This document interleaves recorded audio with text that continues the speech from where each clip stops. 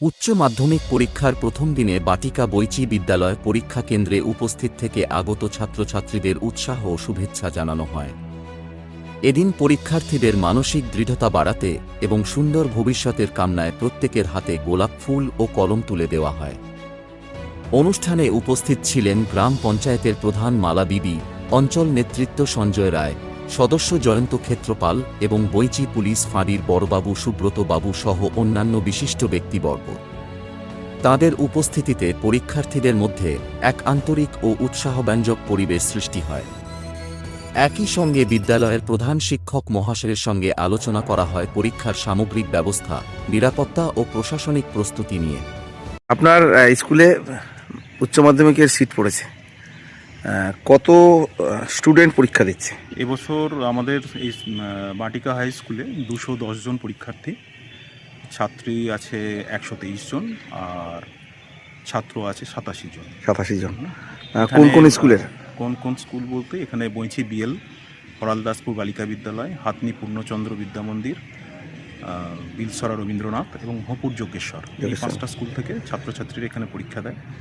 আমরা এখানে পঞ্চায়েত বা অন্যান্য প্রশাসনিক দিক থেকে সকল রকম সুবিধা পাই।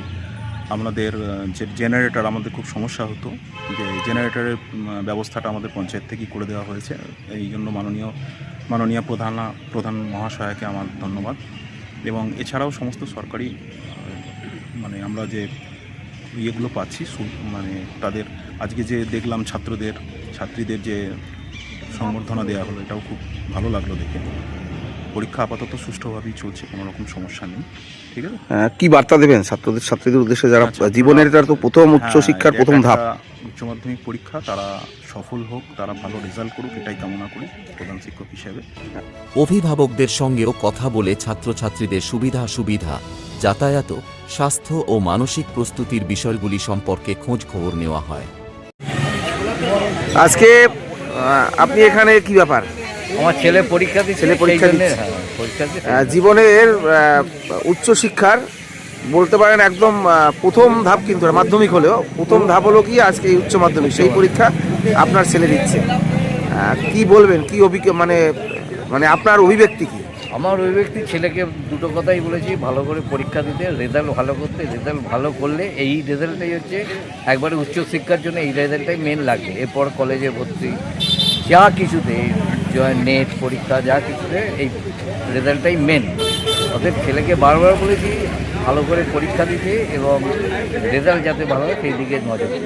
মানে আপনার ছেলেকে নিয়ে স্বপ্ন কি? ছেলে তো ডাক্তারি নিয়ে স্বপ্ন।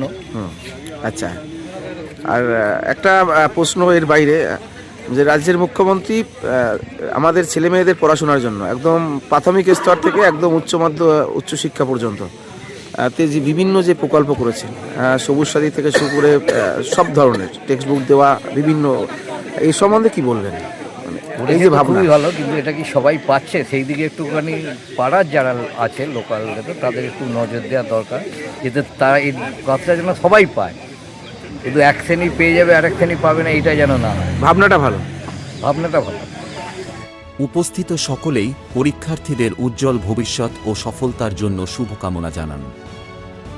প্রথম দিন আমরা এই মুহূর্তে নুনিয়াডাঙ্গা যে আমাদের যে উচ্চ বিদ্যালয় রয়েছে, সেখানে সকাল থেকে এই স্কুলে যে সমস্ত স্কুলের সিট পড়েছে সমস্ত ছাত্রছাত্রীদের, এখানে গ্রাম পঞ্চায়েতের প্রধান, উপপ্রধান দাঁড়িয়ে থেকে, প্রধান মালা বিবি, উপপ্রধান এবং এই অঞ্চলের যারা নেতৃত্বরা আছে, সঞ্জয় রায় সহ সকলে উপস্থিত থেকে, এখানে লোকাল সদস্য জয়ন্ত, পঞ্চায়েত সমিতির সদস্য সবাই উপস্থিত থেকে, যারা নতুন ছাত্রছাত্রী, যারা এবছর উচ্চ মাধ্যমিক পরীক্ষা দেবে, এটাই তাদের জীবনের উচ্চশিক্ষার এক প্রকার প্রথম ধাপ।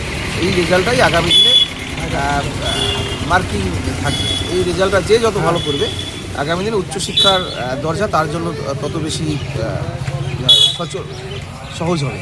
তো সেই জায়গায় দাঁড়িয়ে আজকে সেই যারা ছাত্রছাত্রীরা যারা এই পরীক্ষা দিতে আসছে, তাদেরকে প্রত্যেককে গ্রাম পঞ্চায়েতের প্রধান এবং পঞ্চায়েত তারা দায়িত্ব নিয়ে তাদের প্রত্যেকের হাতে গোলাপ ফুল দিয়ে শুভেচ্ছা এবং পেন তুলে দিয়ে তাদেরকে শুভেচ্ছা জানিয়েছেন। একইভাবে যারা এখানে অভিভাবকরা রয়েছে, তাদের এখানে বসার জন্য সেপারেট জায়গা, তাদের কোনো অসুবিধা হচ্ছে কিনা, ছাত্রছাত্রীদের কোনো অসুবিধা হচ্ছে না পরীক্ষা দিতে, স্কুলের যে কর্তৃপক্ষ আছে, প্রধান শিক্ষক সহ যারা শিক্ষক শিক্ষিকা এই পরীক্ষা কেন্দ্রে তাদের কোনো অসুবিধা হচ্ছে কিনা পরীক্ষা নিতে গিয়ে, সমগ্র বিষয়টা গ্রাম পঞ্চায়েতের প্রধান দাঁড়িয়ে থেকে এবং এই অঞ্চলে তৃণমূল কংগ্রেস তারা দাঁড়িয়ে থেকে সবটাই তদারকি করেছে।